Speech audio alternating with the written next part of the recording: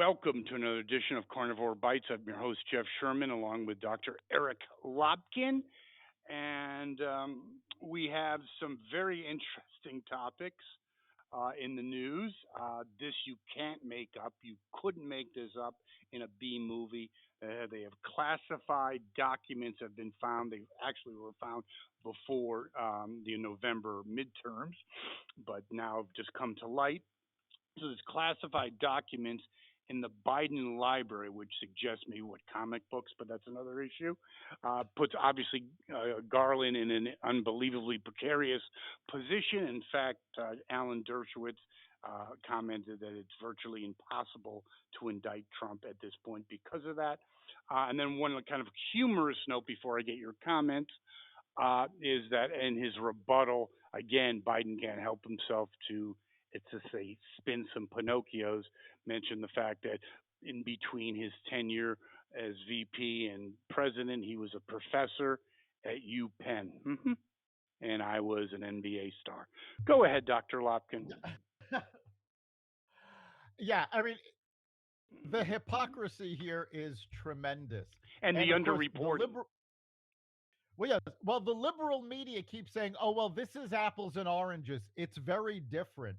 And they're right about that. It is very different because the documents that were found in Mar-a-Lago, first of all, they were delivered to Mar-a-Lago by the National Archives. So the government brought them over. They were secured in Trump's office, which had not only Secret Service protection, but private security as well. On top of all of that, Donald Trump, as president, had the ability to declassify these documents.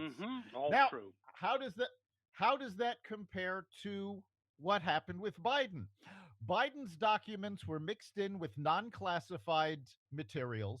They were not delivered to this site by the government. They were taken by apparently Biden, or at least an aide of Biden. They were not in a secure location. The office was used by multiple people, so they had no security there.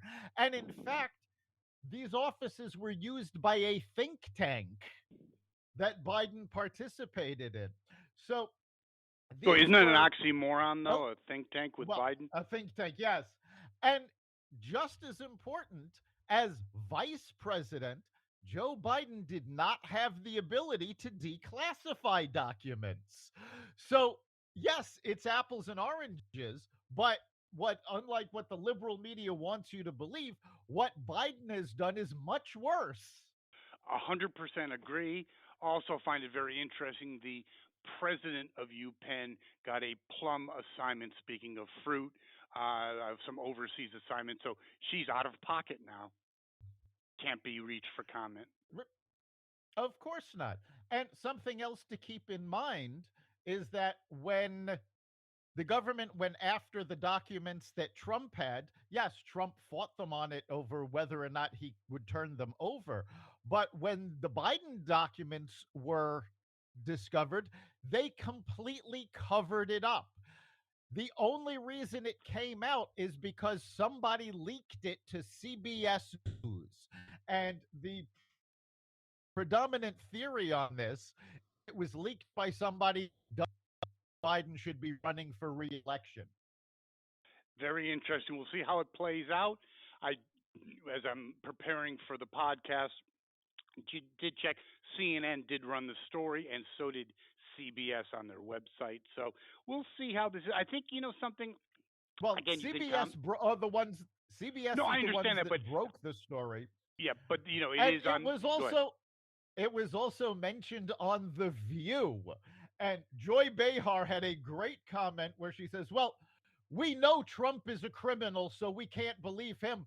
But Joe Biden is a truthful person. We can give him the benefit of the doubt." Really? Washington Post gave Joe Biden 5 perpetual Pinocchios because he's incapable of telling the truth. Incapable of telling the truth. Joy Behar is going, oh, but we can trust Joe Biden. Could you please help me out with something, Dr. Lopkin? What would be the demographic makeup of anyone that would watch The View. First of all, unemployed because it's on at like I don't know what 11 or something.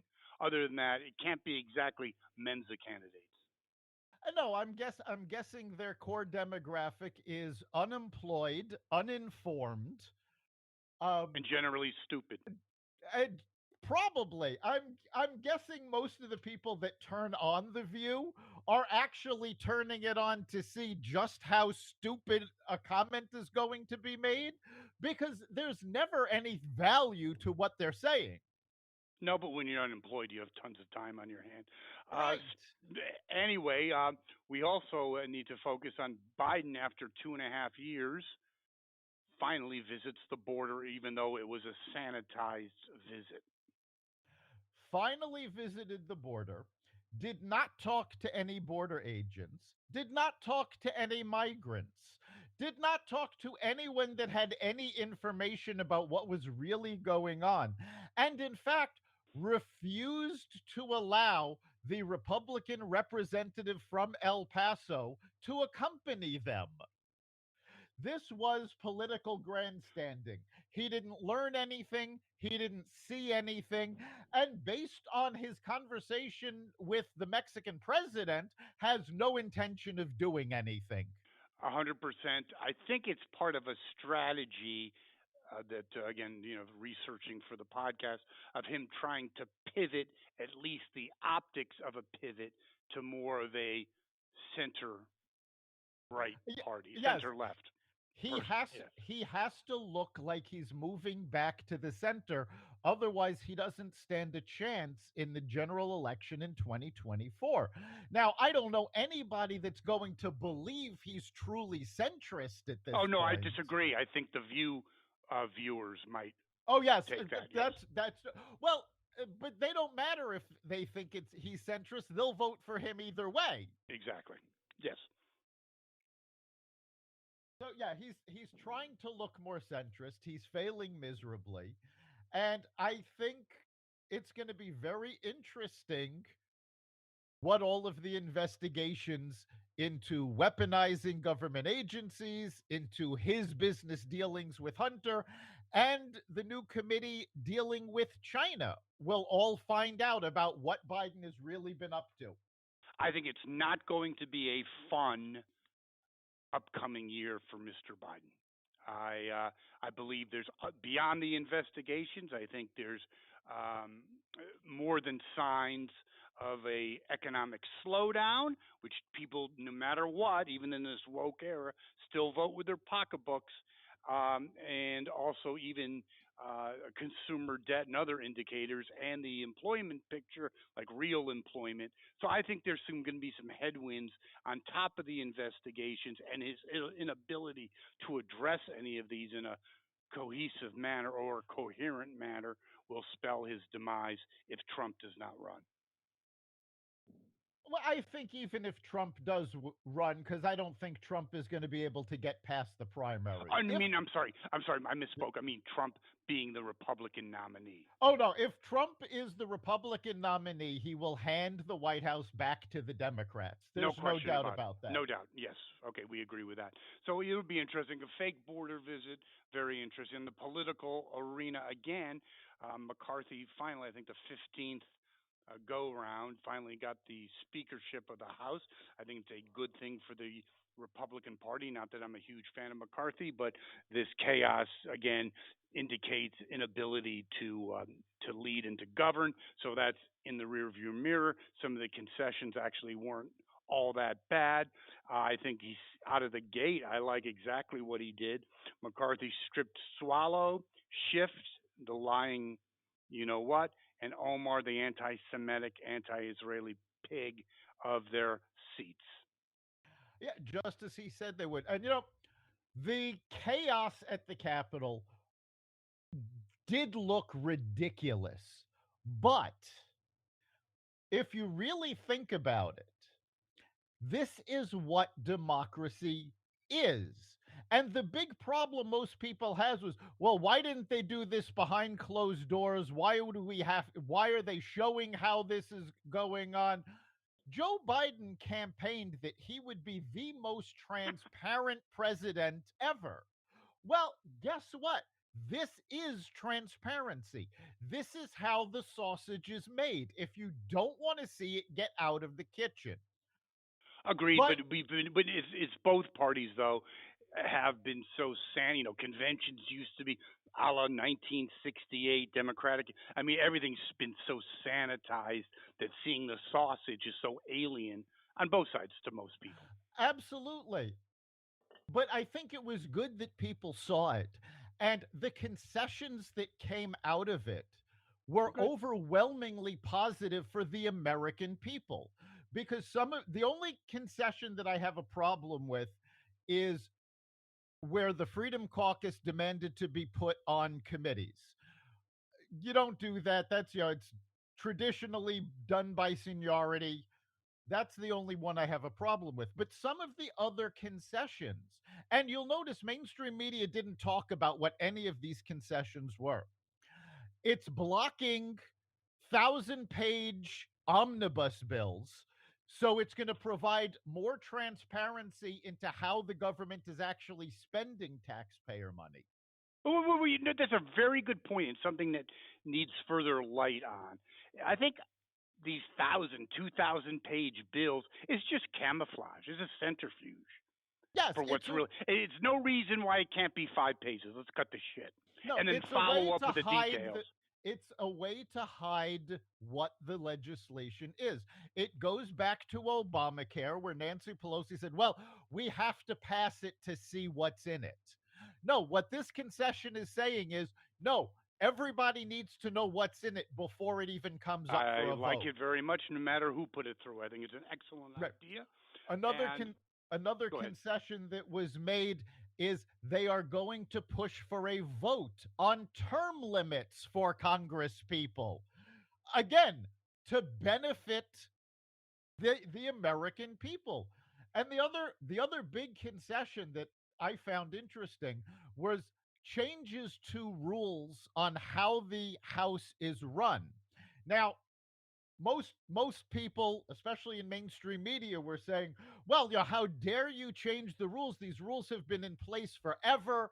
This is tradition. No, the rules they are pulling back were put in place by Nancy Pelosi to solidify her power as speaker. All they're doing is rolling those back to how how the House used to run before Nancy Pelosi. The only thing I would actually be for as well, an additional concession, would be getting her mural out of the friggin' congressional hall and maybe in where it belongs in a pawn shop. Yeah, but I mean, so all of these concessions benefit the American people, despite the chaos that it took to push them through. On top of that, you've got the new committees. You've got the China committee, which the House passed all except for 61 Democrats voted for this new committee. So this was massively bipartisan, and it's going to investigate everything that's going on with China. And I think that's going to be a big problem for Joe Biden because he's basically been in China's back pocket. No question, it's going to be a huge problem. Speaking of problems, we have two political figures that are both kind of on the downbeat, if you will. The first is Joe Manchin. I think we gave him some kind of an award maybe a year ago, some patriotic tribute. We've obviously taken back, but Joe Manchin has been cited as the most vulnerable Democratic senator running for re-election in 2024. Your comments, I believe it's duly earned. It is. He sold out his people when he believed Chuck Schumer. How do you say stupidity? There you I go. mean, Chuck Schumer promised him the world in exchange for his vote on the Green New Deal. And of course, Schumer did not have the ability to make any of this get past the House. So it was halted in its path, but not until after Manchin voted in favor of the Green New Deal. So he was played for a fool. He threw his constituents under the bus. And so he deserves to be vulnerable. I What think I he's find huge trouble. what I find interesting though is we've already started seeing senators talk about Democratic senators talk about the fact that they may retire in 2024. And you're talking about a lot of Democrats who are apparently in very tough districts that they are not expected to win in 2024, so they are retiring. Yeah, I did. That's a very good point, by the way, because the Republicans were not in an enviable position in 2022. That's completely reversed because it's the Democrats that have to defend, not the reverse. So that will be extremely interesting. Hopefully, Feinstein will also be hitting the road if she can actually find the road. Um, we also have another political figure that I believe is on the downswing, as the FAA basically essentially melts down. We have Mayor Pete. He was already in a precarious situation. Now, I think that puts, no pun intended, fuel on the fire, flying with his, I think it's his husband, to some event in an Osprey, which is the least fuel efficient. It's a military vehicle. He has no right being on it, to a special event. Your thoughts, Dr. Lopkin, first on the FAA meltdown and then on Mayor Petey, Well, yeah, the software and hardware used for the FAA like operations, and 1940. yeah, it's way out of date. And just to be clear, the system we're talking about is the NOTAM system. This is a communications platform so that pilots can see what the conditions are at airports they're going to, in the sky between the destination. So it's important, but it's not crucial. I mean, they literally used to do this with phone calls. But the NOTAM system, which is by the way called the Notice to Air Missions, because this is what the FAA thought was so important. Instead of upgrading their systems, they changed the name of it from Notice to Airmen so they could be gender neutral. That was more important than actually fixing an outdated system. Of So course. Does that surprise you? of course not. I mean, in all fairness, it doesn't cost anything to change the name, and it's going to cost quite a bit of money to upgrade this system. And this is not the only FAA system that's out of date. We're dealing with air traffic control systems that are out of date. These all need to be brought up Well, to we're to also speed. be talking about our missile defense infrastructure. That's also outdated, along with some of those missiles are older than you, Dr. Lopkin. Yes, but that's not necessarily a bad thing because the missile launch systems go back to the 1960s. And this actually gives them extra security because they're not hooked up to any computer network. They're not hooked up to the internet. There's no way these can be hacked without somebody actually breaking into the facility and physically activating Yeah, it. but they're not gender neutral. Yeah, That's well, an issue. There you go.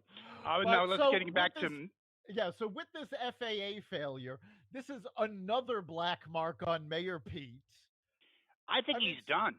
Not I done, but he's close to done. He was the little darling of the Democratic Party, the up and comer, extremely articulate, no question about it.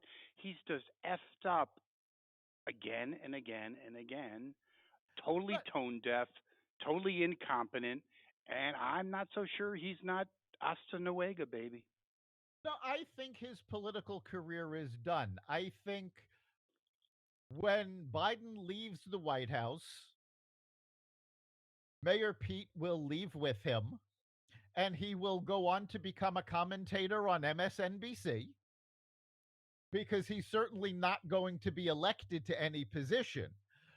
Besides this FAA debacle, and he was already getting bipartisan criticism for the cancellations of airline flights due to bad weather over the holidays. we can't forget that during the supply chain crisis, he He was was on on maternity maternity leave. leave. During the potential railroad strike, he was on vacation in Europe. He cannot name anything he's accomplished, and his missteps have been amazing. And I think, quite frankly, most of the Biden administration is done for. There's a book coming out that details how aggravated Joe Biden is with Kamala Harris and her performance.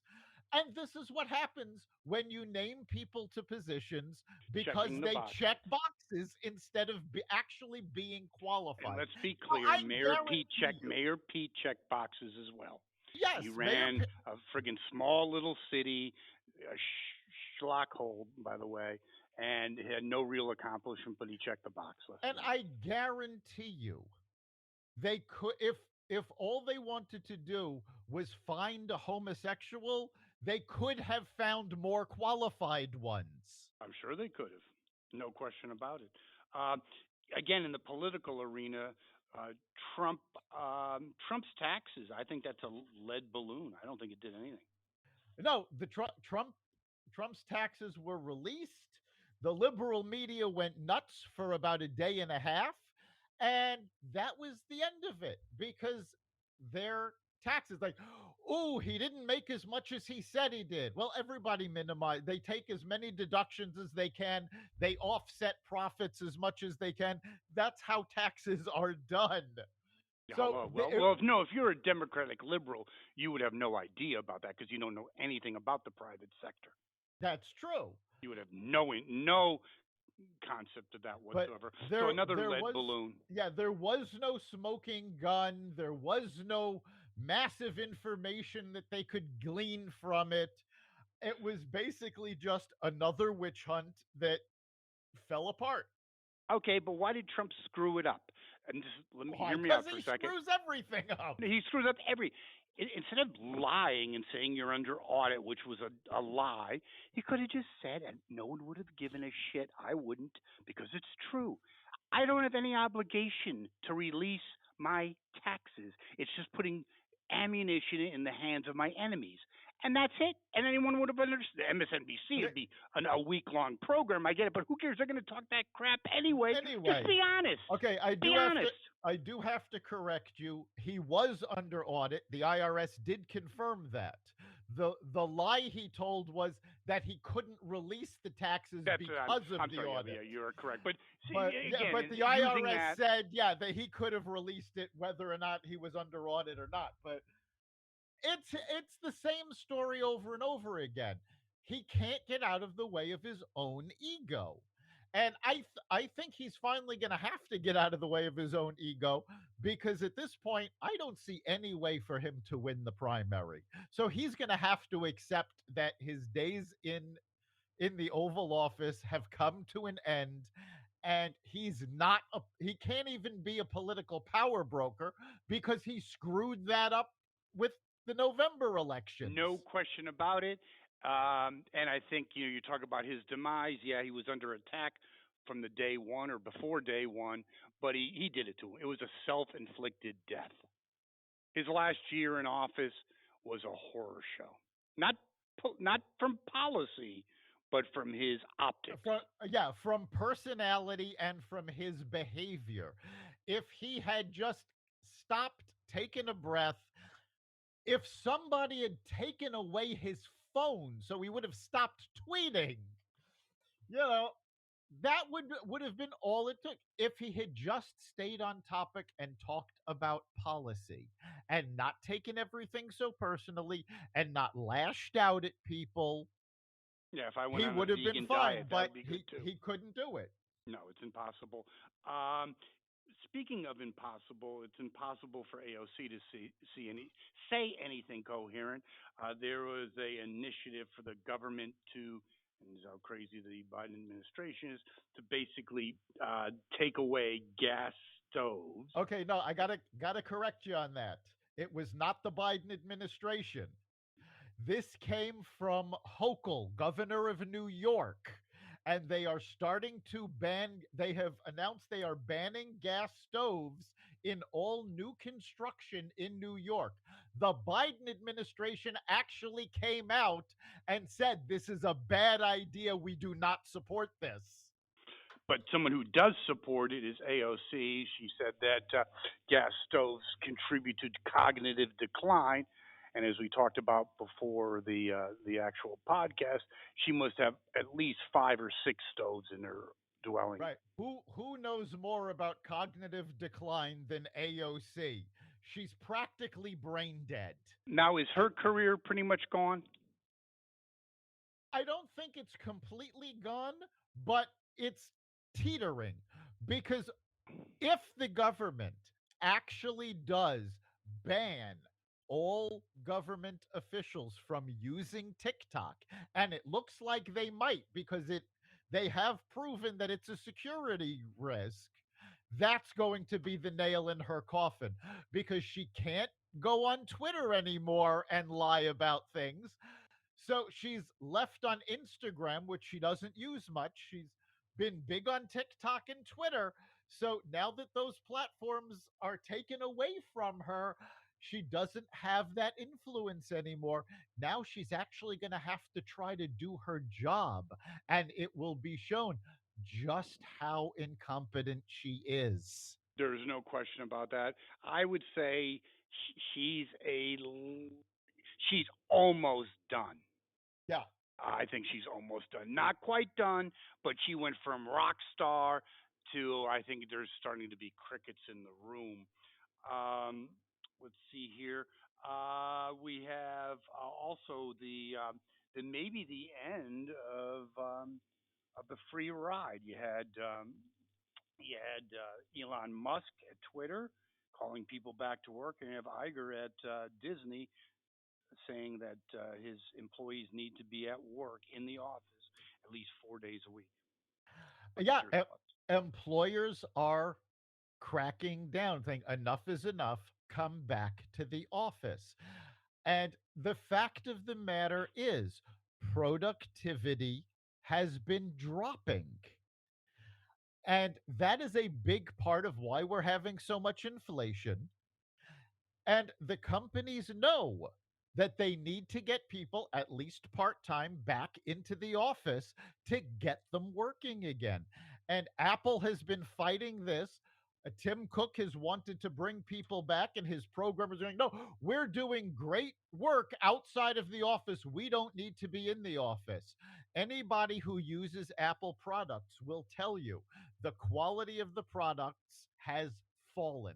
It's dropping like a stone.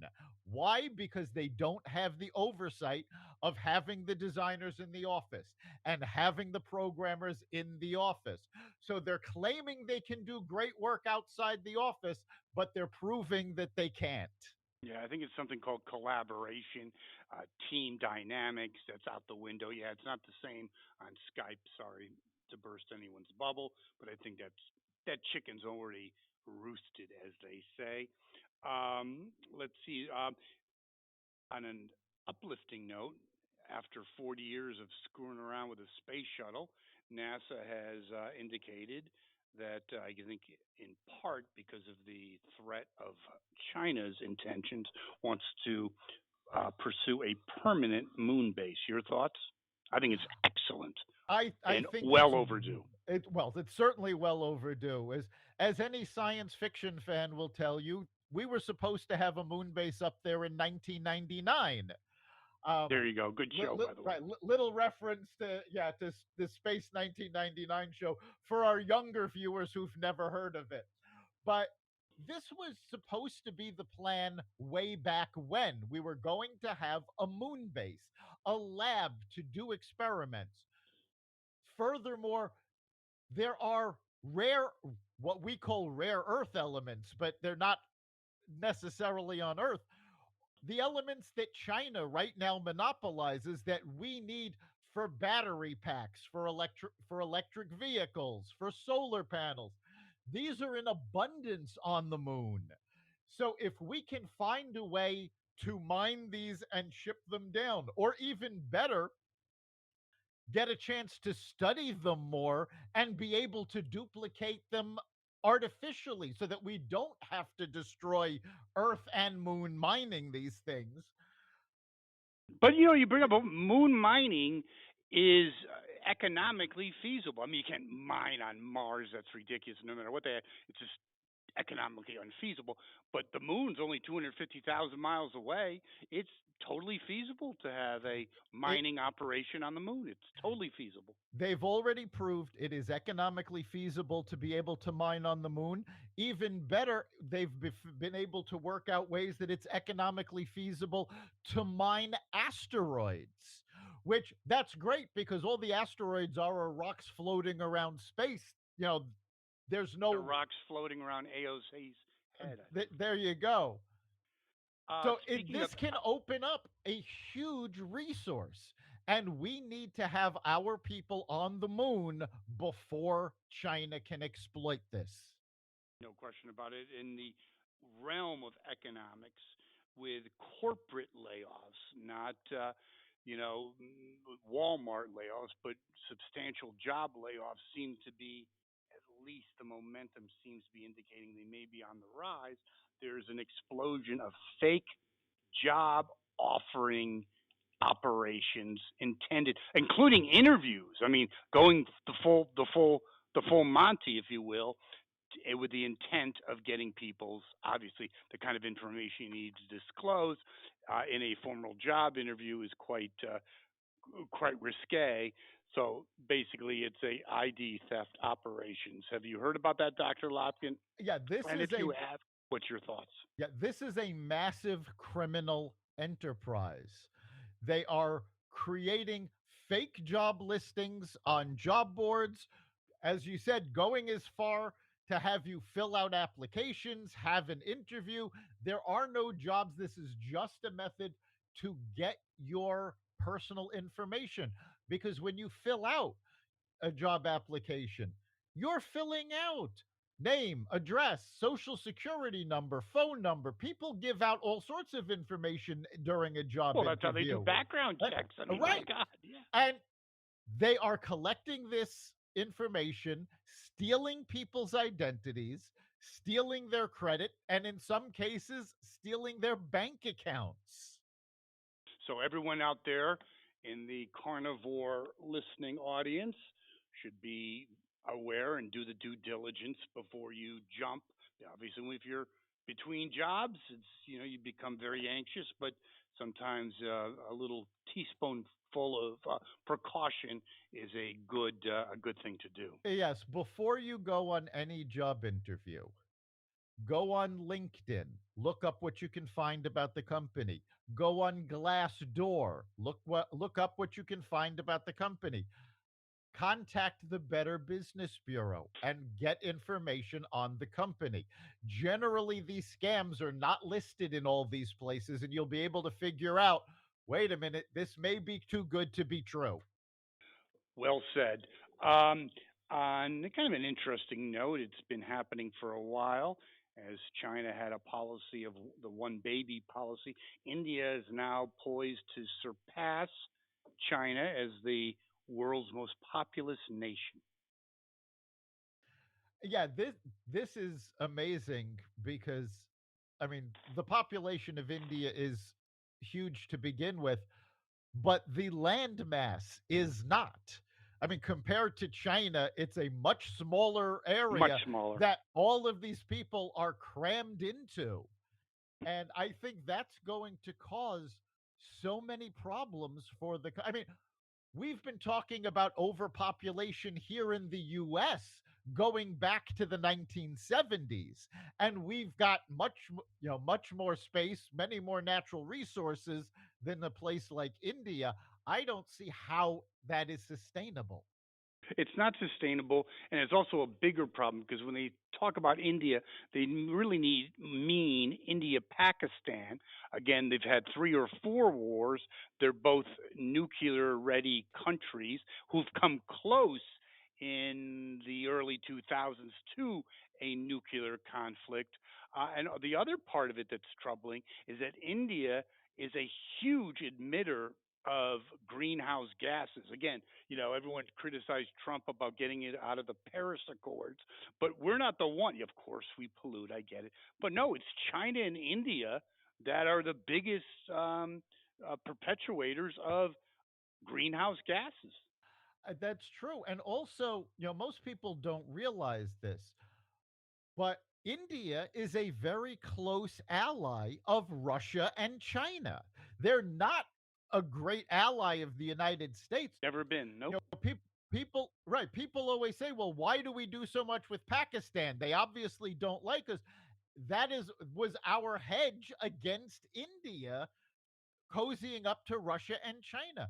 So this means that, again, the most populous country is not an ally of the US. 100%. And from recent developments in America, countries are making decisions who to align themselves with. And there's not a lot of stuff in the United States. This is not 1961 that's going to compel, let's just say, countries on the fence to join hands with America. I think that's a reasonable assumption. Uh, and last week, you brought up a development in Virginia having to do with education, and very interesting. And I believe, or I know you know more about it than I do, which won't be the first time. But it's expanded, hasn't it? It's actually It exploded in terms of its ramifications. It has. We talked about one school in Virginia that held back information about national merit scholarships from the students that earned them because they didn't want other students to feel bad about themselves. Well, now it turns out it's not one school that's doing. There's at least three schools in the same district in Fairfax County, and the Virginia Attorney General is opening up massive investigations because they also suspect it may go beyond these three schools.